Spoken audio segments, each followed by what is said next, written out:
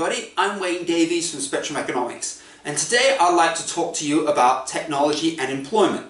So if you're watching this on ThreeSpeak, or if you're watching this on YouTube, or if you're watching it through Steam, the Steam blockchain on Steemit for example, you probably are fairly fond of technology since you are in fact actually using this to actually see my content. And I think a lot of people out there kind of like technology in one way or another.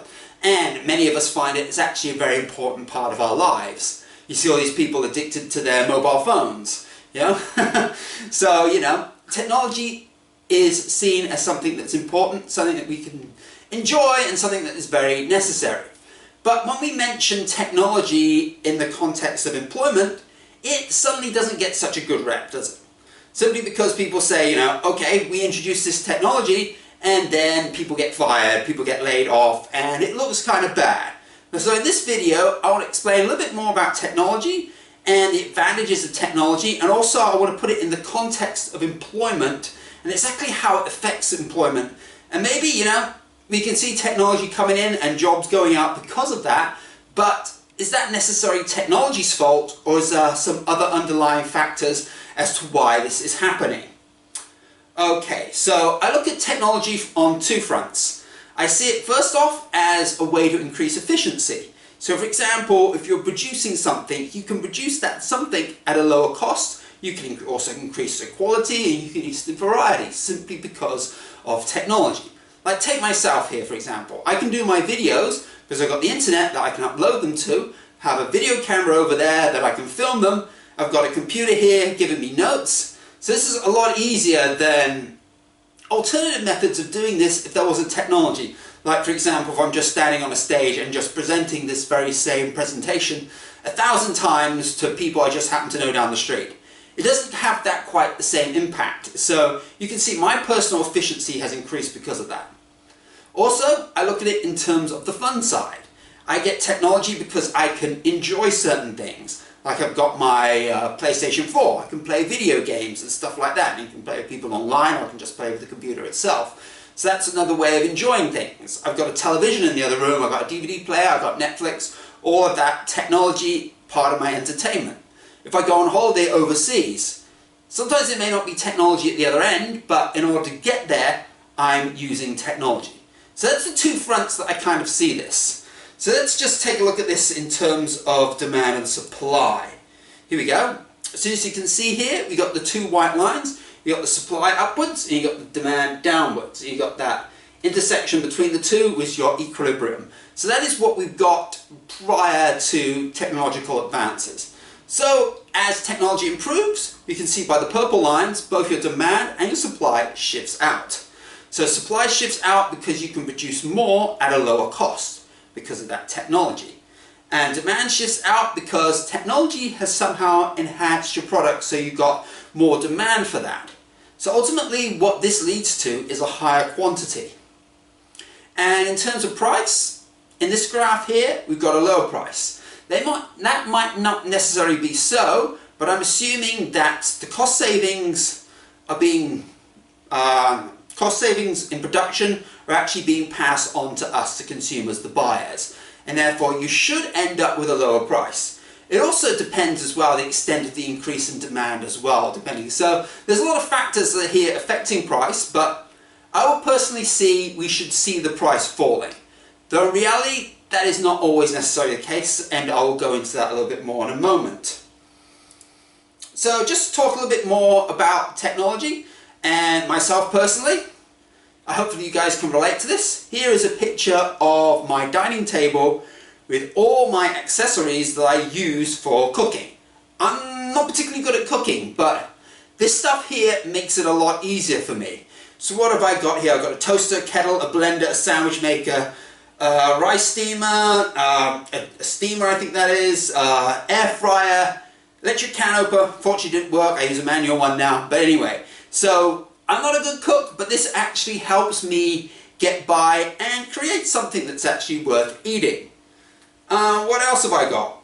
Gadgets, for example, and I mentioned about the PlayStation. I just pulled this out for you guys to have a look. This is PlayStation VR, virtual reality. If you guys don't have one, I would recommend that you get one, but you need a PlayStation 4 first. And you'd be able to use this when the PlayStation 5 comes out. But this is pretty cool. I've got a game I'm playing called Skyrim. It's not a particularly new game. I think it came out in VR about 2 years ago. And I think it came out like 5-6 years ago before that. Would have been, I think it's still a PlayStation 4. And it's been adapted for virtual reality. But it's an awesome game. So what you do is you put this on here. Here we go. And you enter this virtual world. I'm not in it right now because I haven't hooked it up to the PlayStation. But for me, that is a pretty good way of entertaining myself, and I pretty much thoroughly enjoy it. Big advantage of technology. You can see here, Marvel movies using a lot of technology, or a whole lot of fun, Spider-Man, Iron Man, all those characters. And if you're not talking about myself personally, how about we talk about businesses? So, I used to work in an office. Okay, I'm talking about myself again. And we had computers, and we developed various models. As an economist, I developed models to help me with my cost-benefit analysis. And by developing a model in a spreadsheet, it enables other people to use this model and actually do things a lot quicker, and it saves a lot of time. So therefore, I have used my skills as an economist and my skills in Microsoft Excel to develop a model so other people can use that, again through technology, and again it is creating more efficiency. So now we can put this all together, simply enough. Think of yourself maybe as like a one-person economy, if it just makes things a little bit more simple. So if, for example, previously without technology, you needed to work 12 hours a day, for example, to create whatever you're creating to get by in life. You invent something that allows you to do things much, much quicker, let's say 6 times quicker, 6 times more effective.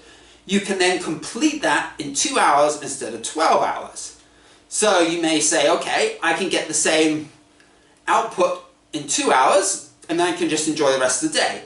Or what you might decide is you're going to work 4 hours, get double the output, and use that output, whatever you're getting, to enjoy yourself even further. So you have that balance, and that seems to work perfectly fine, doesn't it? So I've spoken about all the good things with technology. So, to be fair and to be balanced, I'm going to now mention some of the negative side of things before I jump into the employment problem. So what I found to be a problem with technology with a lot of people is they become a little bit over-dependent on it. And that's like in 2 ways. One of the things like, for example, you don't have the basic knowledge because it's not so much required because the computers basically take care of everything and you're just looking at the outputs. And if there's something wrong with the computer or mathematics or calculations, a lot of people are not going to pick that up, and that mistake can be replicated time and time again. And a good example would be Microsoft Excel. You encountered a bug with Microsoft Excel in terms of how discounting worked, and a lot of people didn't realize that, and because they weren't checking over the facts and the numbers and everything, that came undetected, and a lot of people were like, oh, okay. And that's the same with a lot of software and things that have got bugs in it, and things that people, the consumer end, are not picking up, and they're using it, and doesn't necessarily get solved until someone actually really dives into it, and there's less and less people that can do that. Technology can also make us a little bit more lazy too. Like for example, you just see facts on the internet and see information on the internet and assume that's as facts, and we do not do as much digging, even though of course technology would allow us to do that, but in some ways it kind of makes it a little bit too easy. There's also issues around security too. Like technology, if you're using the internet, is, you know, it allows people ways to hack into your computer, get your personal information, even take your money. So you've got those things as well. That's a downside. But you know, we can, you know, do things to avoid that. Like I said, you know, information, we can do a more thorough search on the internet, actually use that in your favor. And if you're really thinking that technology is starting to bug you down, pull you down, you can take a break from it. You don't have to use it all the time. You can take a walk in the park, or go to the beach or something. You know, you don't have to be on your screens and all of that. So you can take technology breaks, and also maybe do a little bit of reading as well, old-fashioned reading a book, and research some of the things that, you know, maybe we've taken for granted in the past. Alright, now I would like to talk about employment. I know it's taken a while to get there. Overall, I think we'll agree that technology is pretty cool. But when it comes to employment, it can be a little problematic. And those problems often stem from the fact that those investing in technology and those people working are separated. So you've got the people investing the money, So these would be your entrepreneurs and your shareholders. And you've got people working for the companies, which are often not the same people that have invested in the company. So what happens when a new technology is implemented? The people that are there, and they may not be fully trained or could be very far off from being trained using that technology, are pushed out. And maybe some people stay, certain tasks still need to be done as they were before, but a lot of people get pushed out. And then you get new people moving in and taking those jobs. And that, like I said, that can be tough on the people that are leaving, because then they may not have the skills to get jobs in other places either. So you get a situation where these people are going to be on the out. And they're going to be forced to reskill, and sometimes that is not always straightforward. So I was putting it that way so I can see the apprehension, but that may not necessarily be the fault of technology in itself, and I'm going to explain that a little bit more.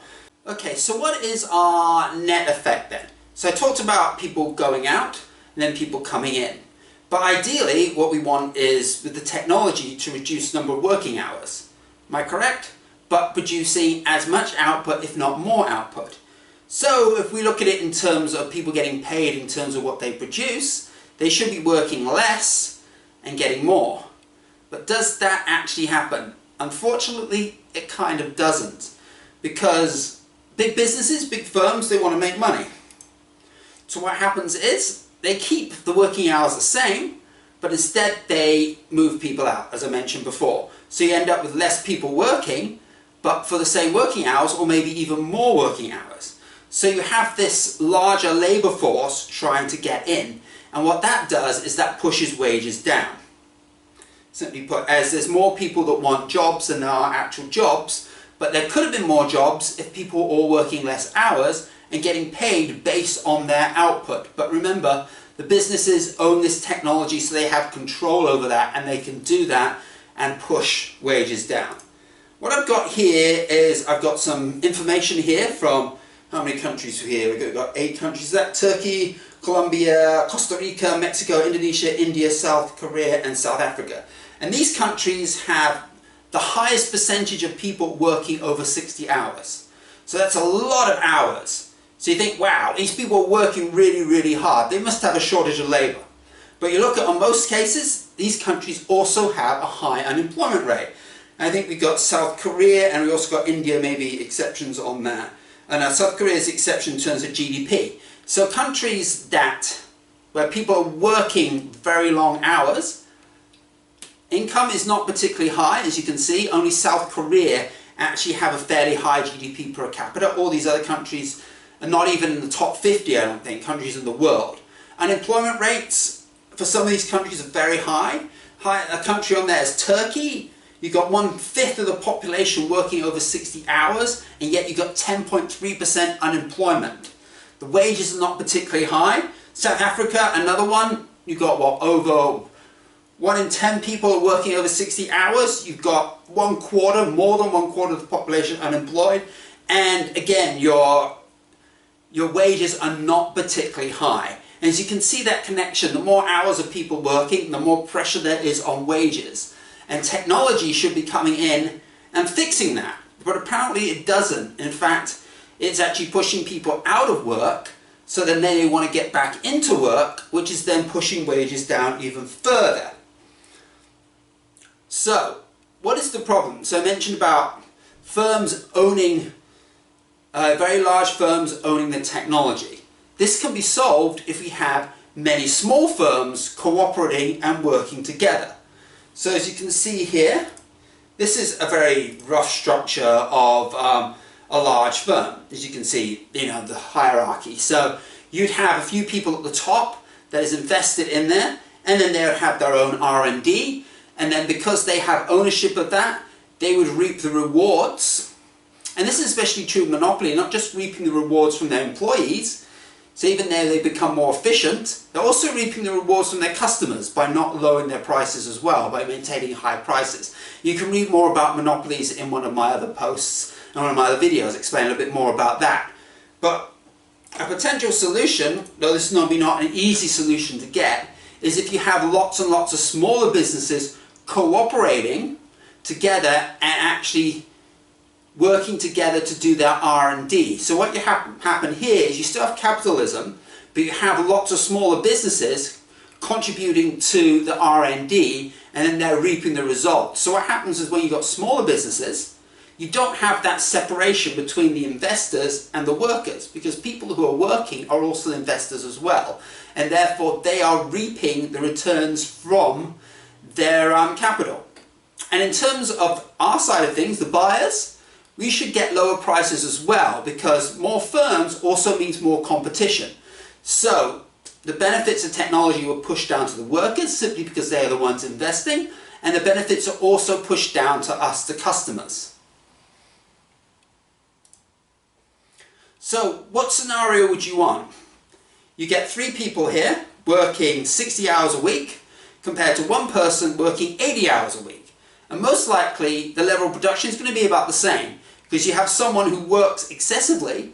That is not particularly good for that person's health, and there's going to be diminishing returns to their effort. When you could have 3 people working 20-hour weeks, which, you know, is still a fair amount of time at work. We're not talking about inefficiency occurring because they're not spending enough time at work, but they're likely to be more productive, so they're working less time. They'll be earning higher wages because it's being passed down to themselves, and us, the customers, will benefit from lower prices as well. So this is where your technology comes in, where everybody should in fact be benefiting. So this is where I'm going to round up with this video. Simply put here, technology can be great, it can be awesome, it can improve efficiency, it can improve our quality of life, but the biggest downside to technology is in fact not technology itself, but the ownership of technology. And that comes when you have very large firms controlling the technology. They are reaping the benefits of that technology through higher profits. They're not passing it down to employees. Instead, they are laying off employees, so therefore the people that remain are still working the long hours, even though they are far more efficient, but their wages are on constant threat because there's people always want to getting back into the market. And then the customers, the consumers, we really don't get the benefits of that either, because if you have a lot of large firms, there's not as much competition, even if you have oligopolies, because they tend to work together in regards to price, and I explained that in one of my other videos. So the solution, something that's going to be very difficult to implement, would be to have more smaller firms, but cooperating, because smaller firms can't do this on their own because they don't have the capital. But if they are cooperating, often through like open source, they can actually do the R&D and then pass it down to the workers, who in fact themselves, and also through competition, also have lower price for people buying it. So not only do we get more income per person, but there's also less cost per person as well, so they can buy, lower prices per person, so they can actually buy more of the income they earn as well. So in this world, which I think we can work towards through greater competition and cooperation, especially open source kind of work, and I work on Steam, I'm working part of Steam blockchain with my stuff, and you get this kind of universe where you have this kind of competition, and you've got a lot of stuff going on. There's a lot of open source stuff as well. I kind of see this being the future, and I can see how technology plays a huge part in terms of benefits to all of our lives, people that are working as well as people that are consuming the products as well. Alright, that takes me to the end of this video. I hope you enjoyed it. It was a struggle for me to put this together. I took a lot of takes in trying to get this one right because there's a lot of stuff to talk about, so hopefully it doesn't come out too jerky in the end, but thank you for watching this. If you want to watch some of my other videos, you can go to 3Speak. I think I have 2 on there. I have all my videos on YouTube. I also have the links to all of my videos, as well as a lot of other posts on Steam, on Steemit. You can also access it through busy.org, Steampeak as well. Anyway, thank you for watching, and I'll see you around.